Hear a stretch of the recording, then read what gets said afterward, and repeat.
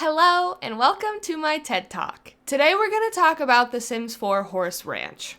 I had a pretty cynical intro written out for this video, but then I realized a lot of people are actually really excited for this pack, so I'm not going to be a big bummer. It's not my goal on this channel to be negative, but I do have a little bit of beef about this pack. I think that the horse content is going to be good. I think the world is gonna look beautiful. I think, honestly, if they just wanted to do horses, it should have been a game pack. We have werewolves, we have vampires, we have magic. That stuff all comes in a game pack because it's one thing. And horses are one thing.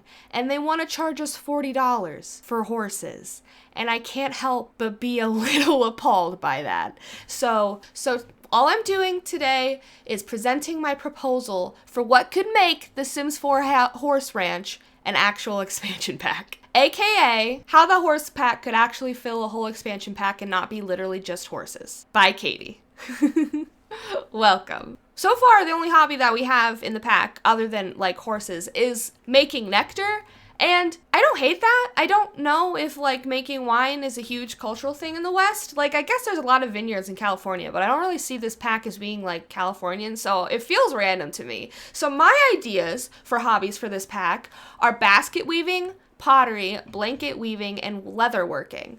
It would be, first of all, so dope to have a loom in The Sims. I think that would be so cool. And there's so much you can make with it. You can make tapestries, rugs, those blankets that go between the horse and the saddle so the horse doesn't chafe. You can make those. A table runner that you could just put on a table and it just works like a plant, or any other centerpiece, just like a table runner. That would be cool. Basket weaving would be dope, and I feel would fit into The Sims really well. And the fact that we don't have pottery yet in almost 10 years is annoying. And then leatherworking, I thought about leatherworking. That one would be kind of weird. One, because cows came with cottage living, and two, because, well, I don't know if it's very Sims to make you kill your animals for their skin, but I feel The Sims could come up with some weird synthetic way to make leather, and then you could make cowboy hats and jackets and vests and da-da-da-da-da.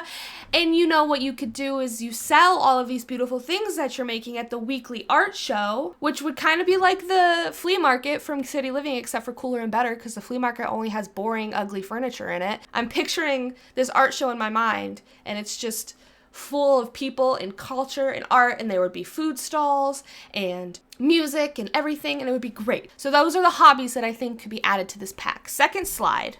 Bed and breakfast. This would be the perfect opportunity to add bed and breakfasts to The Sims 4. You could run a bed and breakfast out of your ranch. One, it just makes sense. The vibe just fits with the whole Western ranch thing. It would have good cross-pack compatibility because now you can just run bed and breakfast. You could run a bed and breakfast out of Henford-on-Bagley. You could run it out of Sulani. You could do it anywhere, but it's tuned to the Western world. So at your bed and breakfast, your guests, you have one or two families staying at a time. They can ride your horses, play with your mini goats and your mini sheep, and they could buy your nectar and take it home and share with their people. It's taking a little bit of culture home with them. You could have wine tastings in your big, beautiful Western kitchen, and then the guests will take them and they'll be oh, I like this one, I like the white one, I like the red one, and then they'll buy them and take them home. That just seems really fun to me. Next slide. Okay, so this one is kind of my silliest idea, but the more I thought about it, the more fun I thought it would be. But you know those abandoned old West towns that are just fully built, no one lives there, and they're just old and creepy? One of those, and it's fully occupied by cowboy ghosts, and the cowboy ghosts could have gimmicky names like Doc Vacation instead of Doc Holiday, and Billy the Teen instead of Billy the Kid, and the ghosts only show up at night, kind of like the Von Haunt estate in Windenburg, I think it is. And you can hang out with the ghosts and talk to them, and they can tell you stories about the old West and stuff.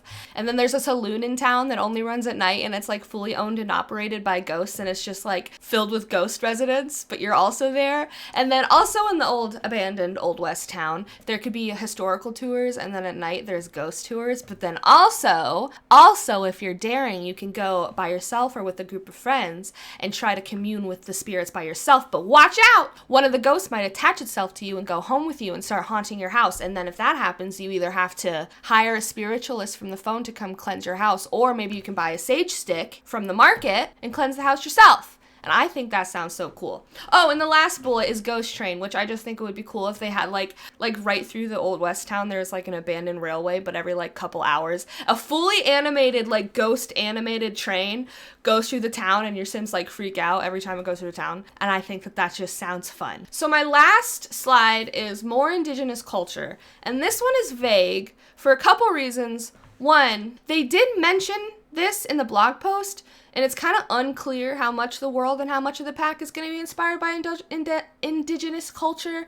They said that they had a consultant help them make new food, cast items, and build items. So like that stuff's going to be in the game, but I don't know how much it's going to leak into gameplay. That's something that I guess we're not going to really know until the game comes out. But I thought still, it doesn't totally seem like there's going to be a lot. So I still have a couple ideas. My ideas are also vague because, you know, obviously I'm not super knowledgeable on Indigenous culture, but I think that this is like a really good opportunity to get it into the game, kind of like in Snowy Escape, how like the main draw of that is skiing and snowing and like that vacation thing, but also the whole world is inspired by Japanese culture, which I think is cool. So like one of the neighborhoods could be inspired by an Indigenous town like entirely, and like in the town there could be a market that sells traditional Native American goods, which again I don't know what that would be. That's what the consultant is for, but still it would be cool to see. And then also in that town could be a weekly culture festival with dancing and music and food and maybe other activities. Like that one festival, I can't remember what it's called, but the festival in Snowy Escape where you like wish on the tree and you put on the traditional kimono and that kind of thing. Like that. I think that's cool. And then also they could have added a couple of Native American instruments like the flute or the drums, and those could be new skills, and I just think that would be cool. So that's my idea for that. Again, I don't know whether they have or have not added some of this stuff. I'm excited to see the pack. It just seemed from the trailer that it was a lot more focused on like yeehaw cowboy western culture. So the balance, if there was like a balance and a mix of the two, that would be cool. We'll see. Again, we'll see. But that's my last slide. So in conclusion, I'm kind of bummed out now because I'm excited for a pack that doesn't exist. I had a really fun time coming up with these ideas. I basically was daydreaming about it at work all day yesterday, so that's why I made this video. Like all of this stuff would have fit so good in this pack, and it's literally just horses.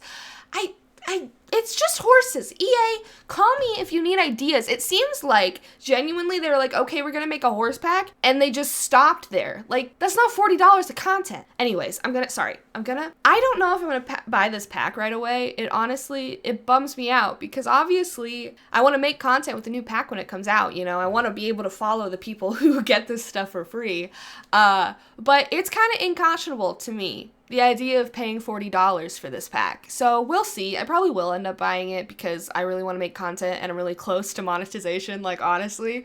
But it's gonna be good. The horses are gonna be good. I believe that the horses are gonna be good, but like that's just not enough. It's not enough. So that's where I'm at. Let me know if you liked any of my ideas, if you have any ideas of your own. This was kind of a fun thing to do, even though it was like mostly depressing. But yeah. That is the end of the video. This was kind of a different one for me, so sorry if it's a little awkward or a little annoying, but thank you for watching. If you liked it, leave a like, comment, subscribe. If you like Sims content, that's what I do on my channel. If you want to see the Sims 4 Horse Ranch right when it comes out, this might not be the place for you. I don't know yet. And with all that said, have a beautiful day. I love you, and goodbye.